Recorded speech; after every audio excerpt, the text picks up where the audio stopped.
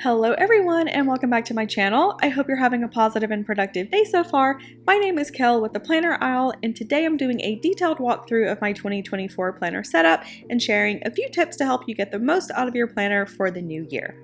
My goal for 2024 is to be a lot more intentional in how I plan and to just add a bit more balance in my day-to-day routine. I am changing quite a few things in my setup next year. I'll talk about a few of those in this video, but if you want to see a walkthrough of my 2023 setup, I'll link that one in the right corner. Also, this is a pretty long video, so I've included timestamps in case you want to skip ahead to a particular section.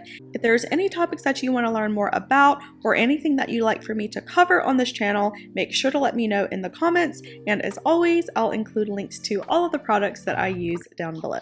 Without further ado, let's hop in.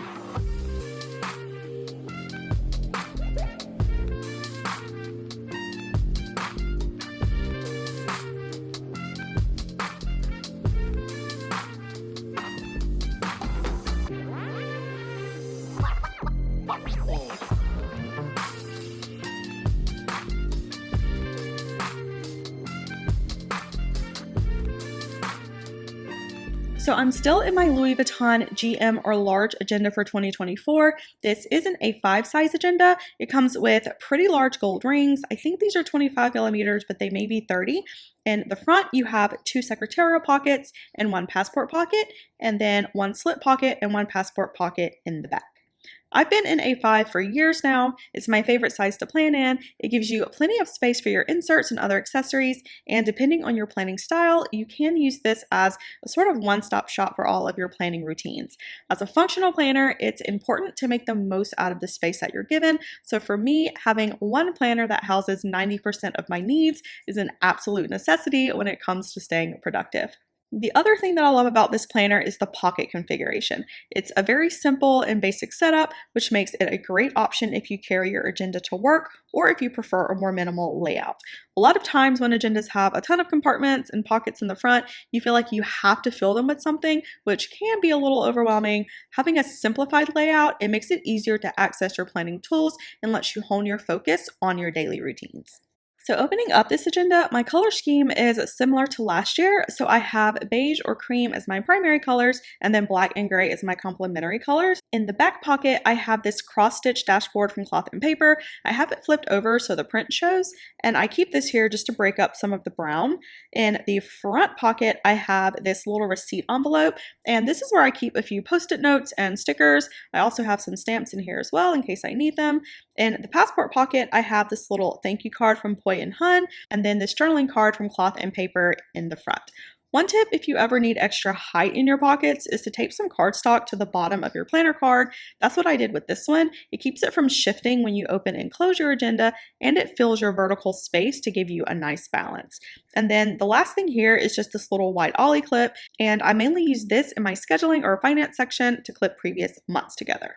So that's my setup for my front pockets. I may change out the journaling cards in the front throughout the month, but other than that, this will pretty much stay the same. So moving on to the front, I have 2 dashboards here, both from Cloth and Paper. In the front is the Luxuriate half-page dashboard. This came in a set with another dashboard that I'm using in a different part of my planner, but I really liked the message on this one and thought it'd be perfect in front of this agenda. I also love the black contrast with the Kintsugi dashboard. This one came in a sub box a while back, and I've been waiting to find a place to use this. Kintsugi is a Japanese art where ceramics or pottery that's cracked or broken, it's not thrown away or repaired to look like new again, but instead they highlight the cracks with Japanese lacquer and gold, so the parts that are fractured are actually accentuated. So essentially you use the cracks as a new design element that's created from the broken art piece.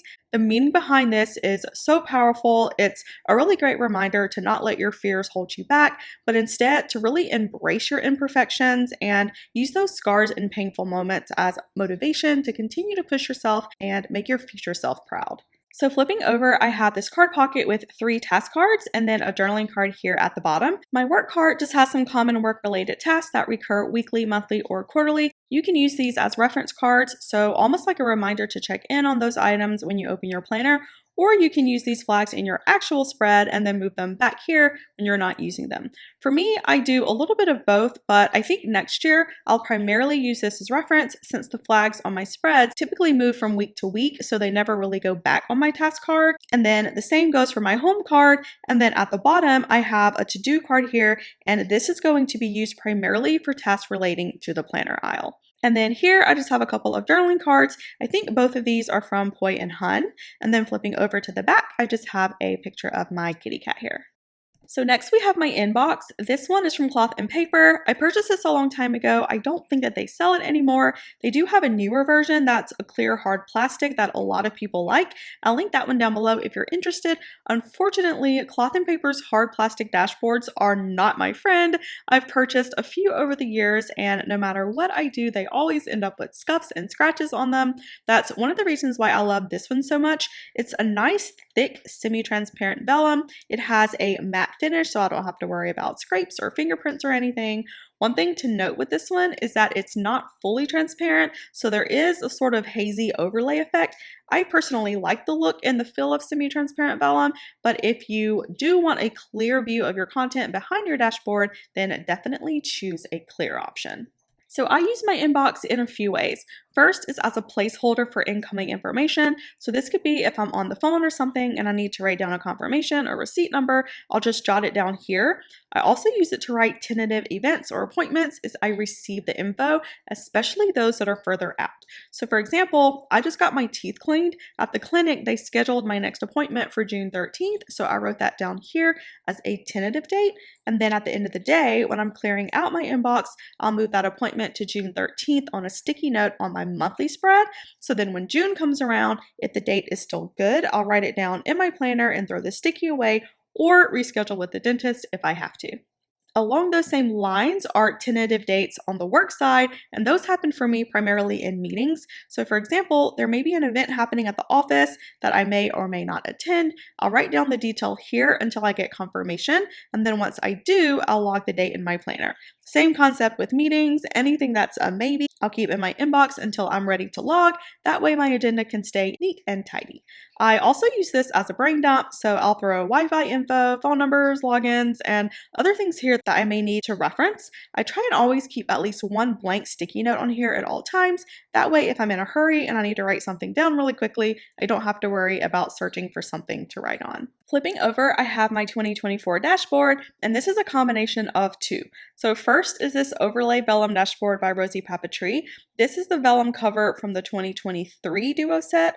I did purchase her 2024 duos, but I really like the 20 on the vellum in the middle instead of the bottom corner, so I kept the one from this year. And then the bottom cardstock dashboard is from the duo set by Elamon Paper Co. So similar to Rosie's, I decided not to go with this vellum, but I love this light pinky beige color for the 24 here, so I paired this with the 2023 vellum from Rosie. I still plan to use these, but for this planner, I like the simplicity and the look of these two paired together. And then last in the front here is my motivation page. I have one of these before my scheduling sections each year, and it's basically a dashboard or a cover with the perfect message to get you pumped and ready for your year. My planner stays open to this page a lot, and it's really beneficial to have a piece in here that really puts you in a positive headspace and gives you that extra little boost to help guide you to your goals. So there's 3 dashboards here. The first is this absolutely gorgeous dashboard from Infinite Lotus. This is by far my favorite dashboard this year. It says, "This is the beginning and it's only going to get better from here." Such a great quote to have in your back pocket for anyone with dreams and long-term goals or aspirations.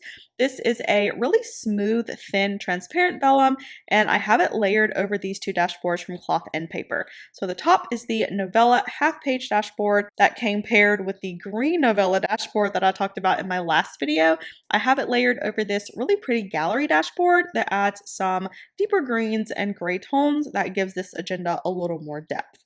And that is all that I have in my front sections. So now let's move on to the guts of my agenda, which is where all the magic happens. So starting with my sections, I'm using the same dividers as last year. These are the thin tab dividers from Infinite Lotus. These are customized, but they do sell blank options as well. They also have top tab dividers, which is a great option for those of you who may have narrower planners, or if your planner has larger pin loops and there isn't enough room for traditional side dividers. So my sections are overview, schedule, projects, wellness, finance, and miscellaneous. In my overview section, I keep 3 inserts in here. Those are my yearlies, quarterlies, and monthlies. So starting with my yearly, this is the year at a glance from Rosie Papetree, and this is where I log important recurring dates like birthdays, anniversaries, some financial dates, and holidays. I don't do any writing on this insert, it's strictly for reference. Instead, I use these transparent dot stickers from Nicole Hutch Designs to mark the dates that I need to. One of the things that I changed for next year is the number of colors that I'm using here. So this year I had all of my categories coded with separate colors. Not only did it look too cluttered, but I ended up having to create a key to remember what color represented what event. Detailed color coding is helpful in some areas where your categories are the thing that you're measuring. So for example, spending categories in a budget or maybe like exercise type in a fitness routine work great for detailed color coding, but for this purpose, the goal is to quickly see what important dates I have for 2024, so having multiple colors for each category isn't as helpful. So right now, I just have blue for annual events like birthdays and anniversaries, green for important financial deadlines or budget-related action items, and then I haven't marked anything yet, but I'll also include one more color for deadlines related to the planner aisle. This is semi-transparent, so I cut some camo paper down to size so you can see the text a little bit better. And then flipping over, you move into my quarterly overview.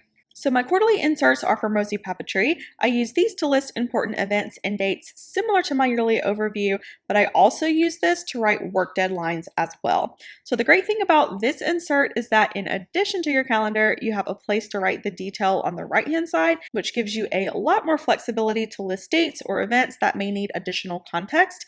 This also is a great insert for accounting or finance professionals, or really anyone who has assignments due or projects broken out quarterly.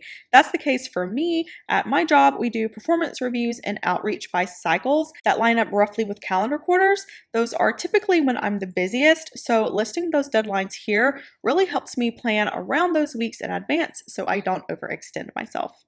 My last inserts in my overview section are my monthlies. These are the month on 2-page inserts by Infinite Lotus. I've used these for the past 2 years and absolutely love them.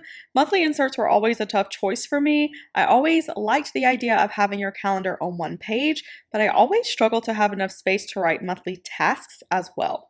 So this insert, in my opinion, is the best of both worlds. So at the top, you have a priority section with space to list your 4 priorities for the month. In the center, you have your calendar spread, and then at the bottom, you have 12 lines to write important dates. And then on the back, you have 2 columns to list to-dos for the month with 12 lines in each column. And then below that, you have your monthly review with a section for gratitude, accomplishments, lessons, and notes. So this spread is a really great option for those of us who want to see a full snapshot of the month in a really condensed layout. And because the boxes here are so small, it's a perfect place to use icon or dot stickers that you can detail out at the bottom. So for example, I use my monthly to mark bills that I physically have to pay. I put a dot sticker on the date that it's due and then write the detail here at the bottom with a check mark to check off when I've paid it. I use transparent dots to mark holidays and hard deadlines here as well. For things like birthdays and appointments, I use tiny icon stickers and other functional stickers to highlight those dates. I've used a variety over the years, but this year I'm using these from Rosie Papetree. The icons are really tiny and they fit perfectly on my spread. I also mark days off, vacation, and blackout dates at work. If I'm off for one day, I'll typically use a corner sticker and then write that down here. For winter and summer breaks or planned vacations, I'll use this super thin washi tape to block out those dates on my calendar. My favorite are these here from Amazon. They are just about the narrowest that I could find, and they include a ton of colors in the pack.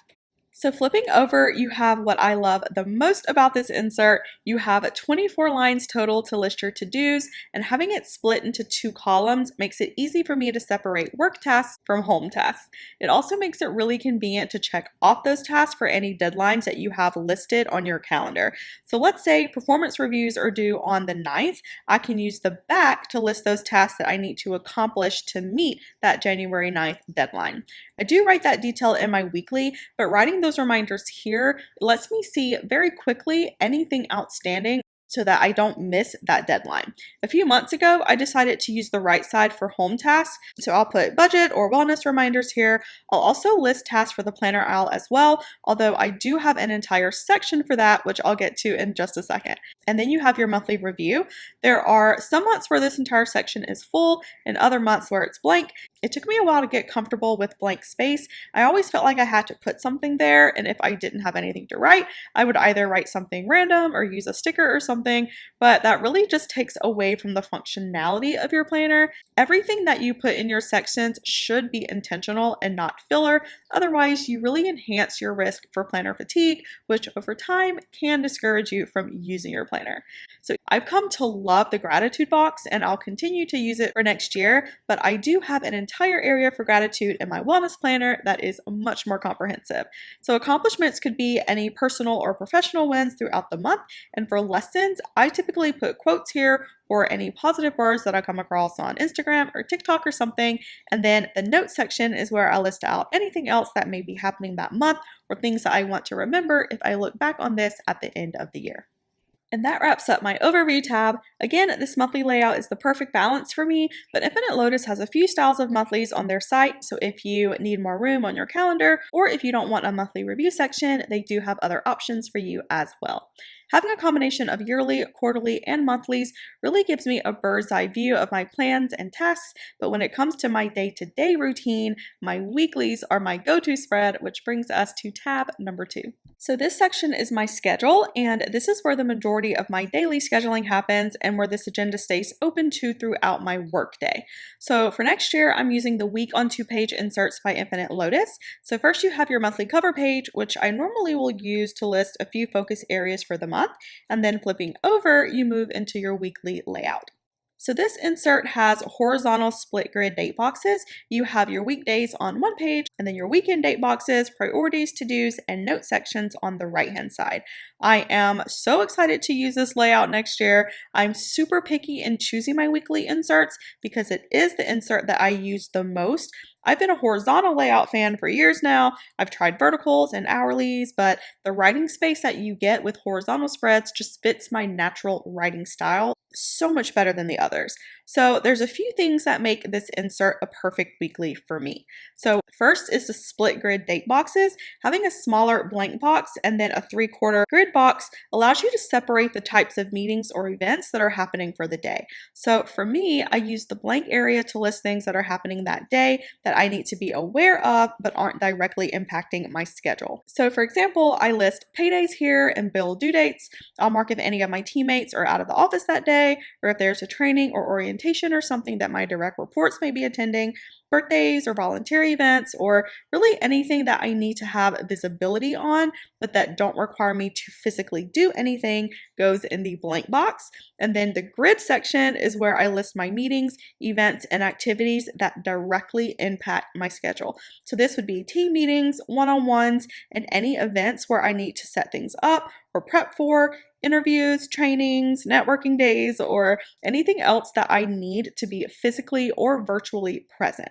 I also use the grid section to list any to-dos that need to be done that day. So for example, if I need to submit my expense report on Tuesday by 5, I'll list that in Tuesday's date box. But let's say I need to review and approve time off requests for my team this week. Since that's not date specific, I'll list that in my to-do section here. So this is the biggest change from my 2023 inserts. The ones that I used this year didn't have a separate to-do section. Instead, it has an empty grid box at the top that you could use how you wish. I ended up using it to list tasks and reminders for the week, but because it lacked the categories, I had to use dot stickers to help me differentiate between those items that were urgent and those that weren't a priority. It wasn't a huge problem and it still worked great, but this system will allow me to see my week with a little more clarity, and I think it'll also make it easier to manage my outstanding tasks. Each month is separable, which is great if you like to combine your monthly inserts with your weeklies. I like to keep a full year's worth of inserts in this agenda, but because I use this for scheduling, wellness, content creating, and budgeting, there was no way to fit a year's worth of weeklies in here. So right now I have 4 months. I do keep 12 months of monthly inserts in here though, so if I ever need to pre-plan further out than 4 months, I'll either put a sticky on my monthly insert or in my inbox so I don't forget to schedule later down the road. So the next section is my project section, and this is where the biggest changes happen for 2024. So this year, my project section was similar to my wellness in that my overviews and overall project plans and routines are kept in my project section here. And then I have a supplemental project planner where I log all up the detail. So because I use this section for work projects and content for the planner aisle, there was no easy way for me to capture everything that I needed to in the limited space that I had. Having a supplemental project planner, it gave me the room that I needed, but because all of my content is like interspersed within other areas of my scheduling routine, it was really frustrating to have to refer to my supplemental project planner to check a date or my posting schedule, especially when I wasn't at home, which is where my planner currently sits. I do spend a significant amount of time creating content, and it just wasn't practical to have the bulk of planning related to that take place in another planner. So for 2024, I decided to ditch the two planner system for projects and move all of my content creating in my everyday carry. So to do this, I had to make a few changes that I think are going to work out really well next year. First, I decided to keep my project detail for work completely separate in my work notebook. I'll still use my schedule tab to record important dates and activities for work, and the overview and info sheets that I reference throughout the day will live in my miscellaneous section, but the charts and things will go in a newly allocated section in my spiral notebook. I also use software to manage a lot of my team events and stats and things, so I'm able to have this section here strictly reserved for the planner aisle. Secondly, I purchased different inserts to manage my content. So this year I've been using these monthly inserts from Cloth and Paper paired with the week on one page inserts from Infinite Lotus. This was my first year using this combo together, and unfortunately I felt way too restricted when planning out videos and short form content for different platforms. These monthlies from Cloth and Paper are really intended more for a typical workday schedule and less for creative routines. I ended up not using over half of the insert, and I wasted a lot of space and paper. These monthlies also have holidays listed here, which took up a lot of precious real estate in the boxes, especially since the 2023 layout does have these note sections at the bottom. These are great inserts to have, and I like the structured setup, but for my purpose, it was just a little too much. Also, I chose the week on one page inserts from Infinite Lotus with the hope that I could fit everything that I needed to in here. Unfortunately, I ended up not liking the format here. Having the to-dos in the column next to the weekly boxes, it just looked really cluttered, and for me personally, I found it confusing when checking if all of my tasks were complete for whatever video or reel that I was filming. So to remedy these problems, I looked through what felt like every insert on the internet, and I decided to purchase these month-on 4-page inserts from Infinite Lotus. I have really high hopes for these, and I can't wait to use them. I previewed these a little bit in my scheduling routine video a couple of months ago. I'll link that in the top in case you want to watch it, but this insert essentially solves all of my content planning concerns, at least in theory. So first you have your cover page, and then flipping over, you move directly into your monthly overview. I love the simplicity of this spread. You have nice big boxes, no holidays or anything, and then you have a notes column on the side that you can use for just about anything. For me, I typically put my key here, and then I may use it as a checklist as well, but you have a lot of space to write in your boxes or use stickers or highlighters if you choose to do so. This year I used dot markers to color code my content. I might use those again, but since I do have more space, I'm also thinking about using highlighters and writing what it is that I'm posting on the calendar spread itself. So flipping over, you have your mini calendar for the next month in the top left corner, a section for your top 3 priorities, an important date section below that, and then 4 separate checklist sections at the bottom. Typically, I'm not a fan of labeled sections. A lot of times it just limits what you can use them for, which is why this page was the selling point for me. These 4 checklist sections are a perfect way for me to split up my content by type and platform, meaning that I don't have to have them all mixed in together in one to-do list. With these, I can very quickly see what items are left to complete for each type of content. So here, my categories will be YouTube, Instagram and short form, website updates, and newsletter and blog. So each of these sections are what make up the planner aisle, but because everything is happening at the same time, it can get very overwhelming for me at times. So having each area separate like this will help me manage my time so much better and hopefully make my schedule a little more manageable. The important dates section will most likely be my tentative posting schedule, and then I'll list my top priorities or things that I want to accomplish for the month at the top. Unlike my weeklies, I do plan to keep a full year of these inserts in here. I like to plan in advance as much as possible when it comes to my channel and social, especially because I do have busy seasons at work, and because each month is 2 pages front and back, it doesn't take up too much extra space. So moving on, next you have my wellness section. I'm not going to go into too much detail here since I just filmed a walkthrough of my 2024 wellness planner a few days ago and my wellness routine video a week before that. I'll link both of those in the description if you want to check them out, but I will do a brief walkthrough of the setup in this agenda. So these are 3 dashboards, all from cloth and paper in the front. First is this hard plastic script dashboard that layers really nicely over this well-being dashboard. This is a really thin vellum. It says well-being in bold, and then underneath you have nutrition, movement, and alignment in smaller text. And then I just have that layered over this white embossed dashboard that came in a sub box a while back. And then flipping over, you move into my yearly wellness logs. So this year I created my own logs with more of a bullet journal style. So many of y'all reached out to me about these, so I did decide to create printable versions for 2024, which is what these are here. So on the back of the cover page is a goals page. I kept this an open grid so y'all can use this however you wish. After that is your measurement log. So this is designed to cover 1 year of measurements when logging every 2 months. Flipping over, you have your weight log. I do have a 40-pound weight loss goal and I weigh myself every day. I always like to mention to those who aren't used to weighing every day that if you do choose this method, just know that weight can fluctuate quite a bit from day to day, especially for women. So really pay attention more to the patterns from week to week or month to month and not from day to day. So next is your weight tracker, and this is more of a countdown to your goal weight. I love using countdowns. They tend to be a really great motivator. I'm working on multiple versions of this with different weight loss goals, so be sure to check the resource library for updates. I plan to add new sizes and new freebies every month. I will be making those announcements via Instagram and my newsletter, so feel free to sign up for the alert so you'll be the first to hear when new printables are uploaded. Next, you have your calorie tracker with 3 lines here at the bottom, the middle one being your target calorie goal, and then 1 for excess and 1 for too little calories. And then you have your water log, which is very similar to your calorie log, the middle being your target number of cups, and then a line for exceeding, and then 1 for not meeting your target.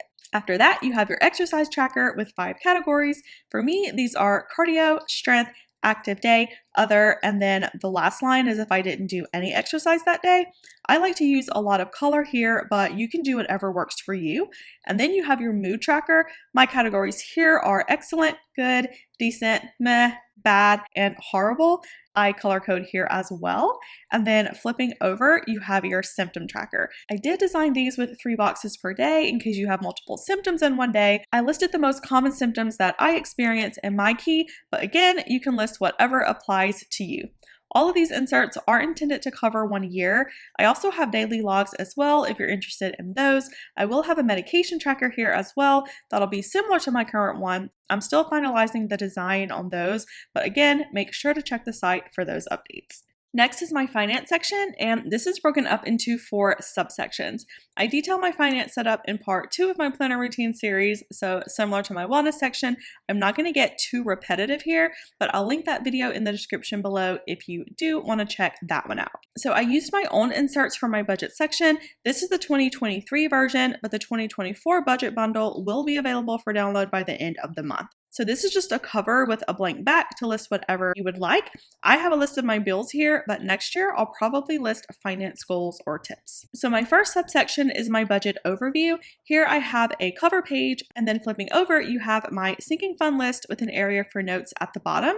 And then on the next page is where I track my monthly income, fixed expenses, and debt. And then on the back, I have my variable expenses, savings, and then a place at the bottom for my end of month summary. I don't pre-plan too much in this section, so I'll probably end up keeping 6 months of inserts or so in here. The second subsection is where I keep my expense tracker. This cover page is from the cloth and paper finance bundle. It did have text on the back, but I just covered it with matte adhesive paper, and I used the back as a place to put my key for my categories. I'm finalizing the categories that I'll be paying attention to closely for next year. I normally have that completed during the first week of the new year after all of my transactions have cleared, but I always base it off of the non-necessity categories that I spent the most money on in the current year. So for example, stationery was an area area that I overspent on in 2022, so I decided to track that a lot closer this year. For 2024, I don't think I've spent too much on stationery, but if it is a top category, then that will remain a tracked category next year. Again, I do have a detailed walkthrough of this section. I'll link it down below, and my 2024 expense trackers will be available for download in a couple of weeks. My third subsection is resources and tools, and this is where I keep non-confidential bank and account information. So this would be things like contact info, addresses, phone numbers, and routing numbers. It is convenient to have your accounting numbers and login info here, but I would strongly advise against it for security purposes. If you do want to keep your full account detail in your planner, make sure that you turn on your fraud notifications and that you lock your account if you ever misplace your agenda so that your financial info isn't at risk. And then my last subsection is my password section. This is a custom cover by AMW Planner. Yes, I'm a Harry Potter fan. A lot of you really loved the Harry Potter theme here, so I am designing my own password logs for this section for the Harry Potter lovers. If you're not familiar with Harry Potter, or if you're not a fan, don't worry, I will have a standard version as well. So similar to resources and tools, I don't write down any confidential passwords in here. However, I do write password paths down since I refer to these sheets quite often, especially when I'm updating my devices or logging in to a new computer or a new browser. So the example that I used in my budget routine video was if my password is raincloud25, then my pathway may be something like the air is heavy this quarter. That way I can still use these inserts to list my logins and find what my passwords are. But if I did end up losing this agenda for some reason, it would be much more difficult for somebody else to guess what my password is. And that brings me to my last section, and that is miscellaneous, which is where everything else pretty much goes. So this year I have a lot of notes and things here, but next year I plan to use page flags to have this area a bit more structured. These two dashboards are from Cloth and Paper. You have another one of their thick vellum dashboards. This has notable in a bold font and then memos and ideas in italics just below that. And then that's layered over this soft white window dashboard. So I'll have several note pages in the front for anything that I need to quickly jot down. And then as I mentioned earlier, I plan to move my overviews and reference sheets for work projects to this section as well. I also plan to house these plant log sheets here. I purchased live houseplants and I'm doing everything in my power to keep them alive. So far I'm failing miserably, but I'm hoping that tracking the sun that they're getting and how much I'm watering will hopefully help them live a long life. And that wraps up my 6 sections in this agenda. In the back, I have this clear card folder that I use to keep functional stickers that I use frequently, and then behind that is this black and white print dashboard. This is the one that originally paired with the Luxuriate dashboard in the front, but I put it here in the back just to give the back side of my planner a little pop. And then the last thing on my rings is my page lifter. This one is from Poi & Hun. I have these in all of my agendas to help my pages stay neat and to keep my back pages from tearing or pulling at the ring edge. This year I kept a lot of extra sticky notes and page flags here, but next year I plan to leave it blank. I love the saying on the back here. It's a really positive message and a great reminder to be patient with yourself and to trust the process, so I do want that to stay visible. In the back, I have this quick planning tools card in the slip pocket. It's a nice little refresher every now and then, so I'll probably keep this here for next year. And then in the front pocket, I have this journaling card from Elamon Paper Co., a gratitude card in front of that in case I ever need to write a quick thank you to someone when I'm out and about. And then this date card from Cloth and Paper that I use to mark paydays or any other dates that I need to check while I'm planning.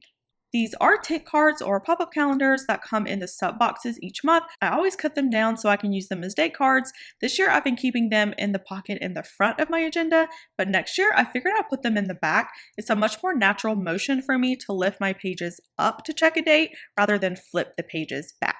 And then the last thing is my Uniball Signo 1 gel pen. This is the only pen that I use in this planner. It has a 0.38mm nib, so it writes super thin. A lot of thin nibs feel really scratchy to use, but this one is so smooth. It's highly pigmented, so I definitely recommend this pen if you're a fan of thin ink. And that wraps up my 2024 setup for this planner. Thank you so much for watching. Again, all of my 2024 inserts will be added to my resource library by the end of the month. I'm working on adding all of the most popular planner sizes and additional versions for my wellness inserts, so thank you so much for your patience as I get those ready. If you like this video and found it helpful, please hit that like and subscribe button. It helps my channel out a lot, and it gives me better insight into the types of videos that you all want to see. Also, make sure to follow me on Instagram for more planner tips and inspo, launch dates, and freebies. Lastly, I just want to say a big thank you again to everyone who has subscribed and followed. I love making content for you all and sharing as many tidbits and tricks of the trade that will hopefully make your day a little bit brighter and a lot more productive. Sending positive vibes your way. Until next time, have a wonderful rest of your day.